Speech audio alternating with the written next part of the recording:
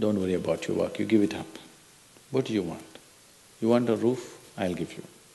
You want food every day? I'll give you. All you have to do is just sit in one place and be blissful. I will feed you for the rest of your life. Can you do? No, you want to mess up something every day. People say they're only working for a living. I said, don't worry, I'll give you shelter, I'll give you food every day, no problem. All you have to do is, I want to see tears of blissfulness every day. That's all the requirement. You don't have to do any work, you don't have to serve me, you don't have to produce anything, nothing. Just sit here blissfully, we'll feed you, we'll worship you. No. So the problem is not in your work, the problem is not in your life, the problem is not in the world that you live, the problem is just that you have not done the necessary things for this one to flow through this effortlessly, beautifully. The necessary work has not been done and we're just hoping it'll happen by accident. It doesn't happen by accident. Lot of people in the world think United States of America is heaven. But people who live here don't think so at all.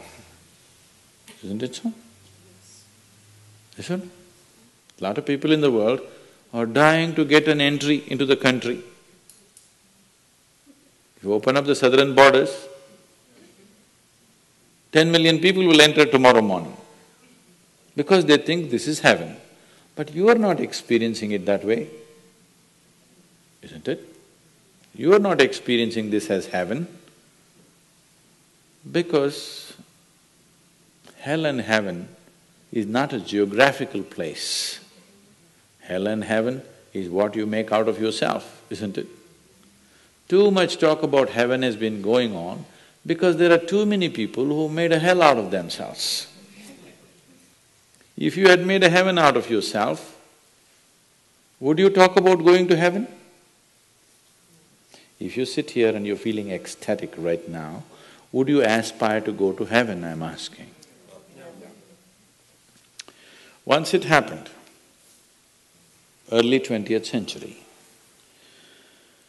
an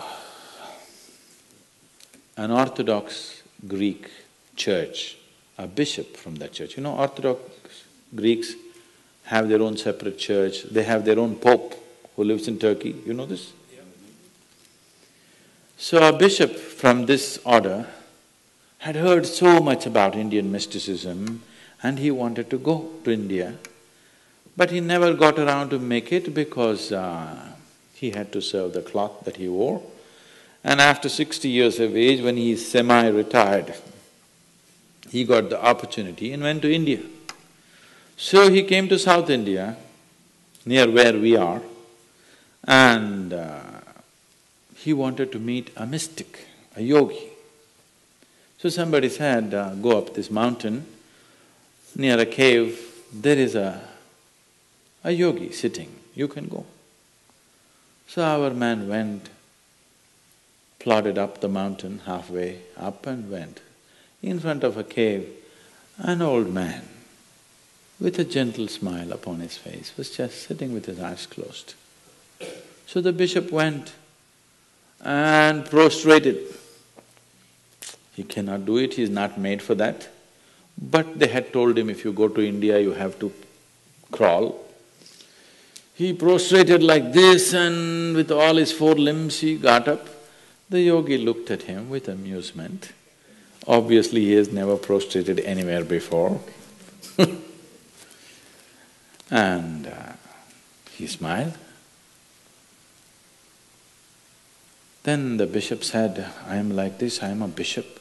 I have served in the church for so long, but I have a few questions, can you answer? The yogi smiled and said, yes, please, whatever the question. Then the bishop asked, what is life? At the age of 60. What is life? So the yogi closed his eyes, became very blissful and said, life is like the fragrance of a jasmine on the spring breeze. And tears of blissfulness flowed out of his eyes as he was saying this. Then the bishop said, no, no, no. Our Pope has told us life is like a thorn and we must renounce it.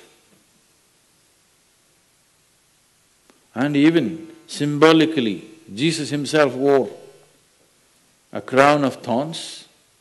So, how come you say this? Our Pope says otherwise. The yogi looked at him, smiled and said, well, that's his life.